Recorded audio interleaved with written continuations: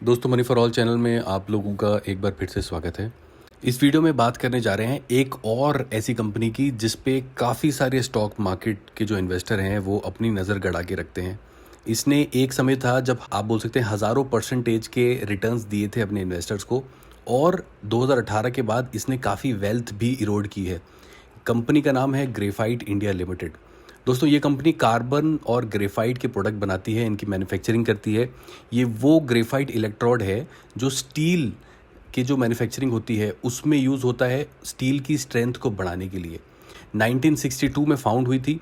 Parent company का नाम है इमरलेड कंपनी लिमिटेड, और इसकी कुछ सब्सिडरीज भी हैं जैसे ग्रेफाइट इंटरनेशनल बीवी, ग्रेफाइट कोवा GmbH।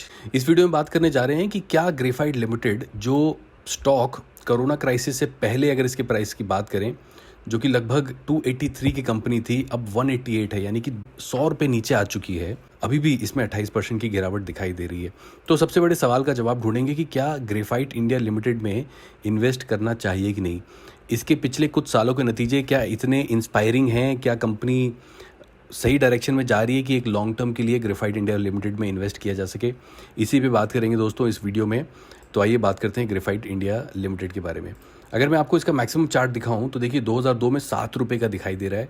एक फ्लैट सा चार्ट बनता है जो कि 2017 अप्रैल तक जारी रहता है। उसके बाद 2018 जुलाई में एक, आप बोल सकते हैं ऑलमोस्ट 45 डिग्री के एंगल से भी ज़्यादा शार्प एंगल में ऊपर एक आपको बढ़ता हुआ चार्ट दिखाई देता है। और इस टाइम जिसने इन्वेस्ट कर लिया उसने 839%, इनफैक्ट 900% के आसपास तक के रिटर्न कमाए। बट 2018 अक्टूबर के बाद से इसमें अच्छी खासी गिरावट आ गई और इसने 80% तक लोगों की वेल्थ भी इरोड कर दी। तो आप देख सकते हैं कि काफ़ी नुकसान किया है इसने अपने इन्वेस्टर्स का। वहीं अगर बात करें कि अब 5 साल में, 1 साल में और 6 महीने में किस तरीके के रिटर्न दिए हैं, तो बिफोर कोरोना क्राइसिस प्राइस पकड़ता हूँ मैं, 240% 5 साल में रिटर्न दिए हैं। 1 साल पकड़ूँ और बिफोर कोरोना क्राइसिस के प्राइस को लूँ तो लगभग 1 साल में 21% नेगेटिव रिटर्न दिए हैं। और 6 महीना देखता हूँ, 6 महीने में इसने नेगेटिव 12% रिटर्न दिए। यानी कि एक्सेप्ट 5 साल जिसमें फिर भी इसने रीजनेबल 240% दे दिए हैं, वहाँ पे भी अगर किसी ने 2018 में एग्जिट कर लिया हो तो वो ज़्यादा फ़ायदे का सौदा उसके लिए साबित हुआ होगा। बट ज़्यादातर लोगों ने तो कर ही लिया होगा एग्जिट, बट जो फिर भी रह गए उनको भी इसने शानदार 270-80% तक की रिटर्न कमा के दिए हैं। यानी कि लॉन्ग टर्म में ग्रेफाइट एक सही बेट साबित हुआ है इन्वेस्टर्स के लिए। वहीं बात करें इसको NSE की वेबसाइट पे देखते हैं तो देखिए इसमें भी डेरिवेटिव ट्रेडिंग नहीं होती, there is no future options trading.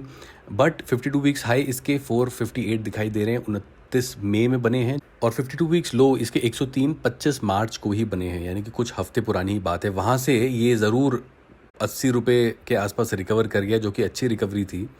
But अभी भी जैसा मैंने बोला 25% अभी भी नीचे है अपने कोरोना क्राइसिस से पहले के जो प्राइसेस थे उनसे। 100 रुपये लगभग नीचे दिखाई दे रहा है। वहीं अगर बात करें इस पर किस तरीके की क्वांटिटी आज ट्रेड हुई है तो देखिए लगभग 3,80,000 के आसपास क्वांटिटी ट्रेड हुई है। 57% डिलीवरीज हैं और डिलीवरी वॉल्यूम लगभग 2,23,000 के आसपास बने हुए हैं। वहीं अगर देखें कंपनी इन्फॉर्मेशन के बारे में तो ये देखते हैं कि किस तरीके के शेयर होल्डिंग पैटर्न्स हमें दिखाई दे रहे हैं। तो 65% प्रमोटर और प्रमोटर ग्रुप के पास है और 34% पब्लिक के पास है। वहीं क्या कुछ प्लेज तो नहीं दिखाई दे रहा, तो हमें कुछ भी प्लेज्ड दिखाई नहीं दे रहा है। तो NSE की वेबसाइट पे देखे हुए हमें लगता है कि बहुत sharp up move and down move का सामना करना पड़ा है ग्रेफाइट इंडिया लिमिटेड को पिछले 1 साल में और पिछले कुछ हफ्तों से। वहीं अगर इसको मैं आपको कुछ फाइनेंशियल डेटा दिखाऊं तो लगभग 3,600 करोड़ के आसपास इसका मार्केट कैप है। PE रेशो बहुत ही कम है, लगभग 7.8 के आसपास। दोस्तों, कम PE रेशो का होना मतलब स्टॉक सस्ता है, और सस्ता stock in stock market definition मतलब इसकी डिमांड बहुत कम है। यानी कि हर 1 रुपये की कमाई जो ग्रेफाइट इंडिया करता है, इन्वेस्टर 7 रुपये तक लगाने को तैयार है, जो कि एक कम PE रेशो मानी जाती है। अगर आप मेरी कुछ पुरानी रिव्यूज़ उठा के देखें तो आपको पता लगेगा कि 50-60 तक के PE रेशोज़ तक की डिस्कशन हुई है इस फोरम पे, जहाँ पे इतनी ज़्यादा डिमांड है। 1 रुपये की कमाई के ऊपर 60-70 रुपये लगाने को तैयार है इन्वेस्टर। तो वो दिखती है, भीड़ दिखाई देती है उस स्टॉक को खरीदने में। वहीं ग्रेफाइट इंडिया लिमिटेड को देखते हुए पता लगता है कि भीड़ तो नहीं, कम ही इन्वेस्टर ज़्यादा दिखाई दे रहे हैं। और इसकी RSI देख के ये भी पता लगेगा कि पिछले कुछ दिनों में बेचने वालों की संख्या बढ़ी है कि खरीदने वालों की।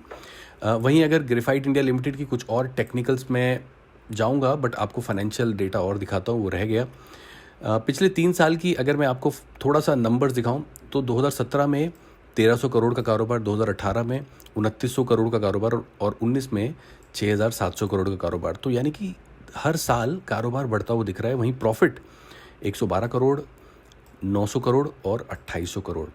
अब कहीं ना कहीं मार्जिन का खेल आ जाता है। 12% 17 में, 48% 18 में, 64% 19 में। मार्जिन देखिए आप कितने ज़्यादा अच्छी तरीके से बढ़े हैं इनके। और नेट प्रॉफिट जो सारे खर्चे काटने के बाद जो मार्जिन बचता है वो 8% 17 में, 30% 18 में और 41% आपका 19 में। तभी ये जो 28% का मुनाफा है, 2800 करोड़ का मुनाफा है, इसलिए दिख रहा है क्योंकि मार्जिन भी ऑलमोस्ट 40% के आसपास हो गए हैं। तो आप देख सकते हैं ये चीज़। तो इसके पिछले क्वार्टर के रिजल्ट को भी आपको दिखाऊं ताकि एक शॉर्ट जो मूवमेंट आई है, जो शॉर्ट टर्म रिजल्ट अनाउंस हुए हैं उनकी तरफ भी नज़र जाए। लगभग 600 करोड़ का कारोबार हुआ है जो कि सीक्वेंशियली गिरा है और ईयर ऑन ईयर भी गिरा है। आप देख सकते हैं पिछले साल 1500 करोड़ का कारोबार था और प्रॉफिट -350 करोड़ दिख रहे हैं, जो कि पिछले क्वार्टर में पॉजिटिव में थे और पिछले साल पॉजिटिव 609 थे। यानी कि पिछला क्वार्टर, दिसंबर क्वार्टर, इनके लिए निराशाजनक है। अभी Q4 के नंबर भी आने हैं जो जैन फेब मार्च में हमें आते हुए दिखाई देंगे। इससे रिलेटेड आपको थोड़ा सा और टेक्निकल दिखाता हूँ, थोड़ा सा RSI पे लेके चलता हूँ आपको। देखिए RSI जो कि इसने जब 250 रुपये तक बना लिए थे उस टाइम RSI इसका 75 था, जो कि एक ओवरबॉट जोन में चला गया था। बट अब RSI सेटल हो रहा है और एक नीचे का ट्रेंड दिखा रहा है। इससे पहले RSI 13 तक चला गया था जब इसने बॉटम बनाए थे 107। तो अब RSI नीचे का ट्रेंड दिखा रहा है दोस्तों। आप देखिए पिछले 5-6 दिनों से लगातार गिरावट आ रही है और मैंने आपको बोला था कि RSI देख के पता लगेगा कि ये जो इसमें ख़रीदार लोग बैठे हुए थे, क्या अपनी पोजीशंस ढीली कर रहे हैं क्या।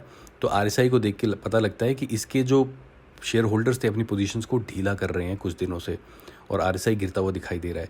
और पिछले ट्रेंड को देखें तो RSI 12 तक जा सकता है। डिपेंड करेगा इंडेक्स कैसा जाता है। It is not a guarantee कि 12 तक ही जाएगा, बट इस टाइम तो एक डाउन मूव की तरफ इशारा कर रहा है। 30 डेज मूविंग एवरेज एक यू कर्व दिखा रही है, अब ऊपर की तरफ जाती दिख रही है।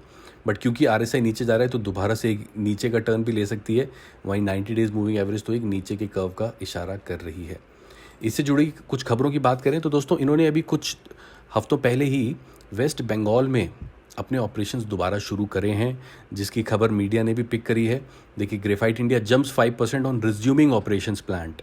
वेस्ट बंगाल में इनका और महाराष्ट्र में भी इनका ऑपरेशंस प्लांट दोबारा शुरू हुआ है। वहीं Graphite India Limited share jumps by 4%। Graphite India resumes partial operations at plant in West Bengal. इस टाइप की खबरें हमें दिखाई दे रही हैं। अब दोस्तों, अब बात करते हैं सबसे बड़े सवाल का जवाब ढूंढने की कोशिश करते हैं। हमने सारा डेटा तो देख लिया, हमने ये भी देख लिया कि चार्ट ने 5 साल में अच्छे रिटर्न दिए हैं। कंपनी हर साल ज़रूर ग्रो कर रही है, बट पिछला क्वार्टर अच्छा नहीं था और Q4 के नतीजे आने ही वाले हैं।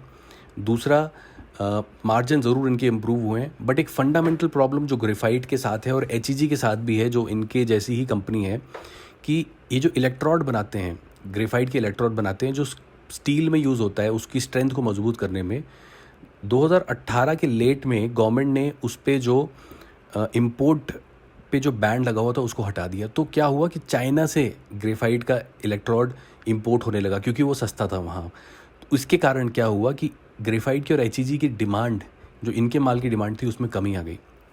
तो इनके कंपनी में एक फंडामेंटल चेंजेस आ गए एक बिजनेस एटमॉस्फेयर में, जिसके करके स्टॉक हमें नीचे जाते हुए दिखाई दिए, दोनों ग्रेफाइट के भी और HEG के। आप दोनों कंपनीज के स्टॉक चार्ट को कंपेयर करिएगा, एक जैसे मूव्स ही दिखाई देते हैं दोनों में।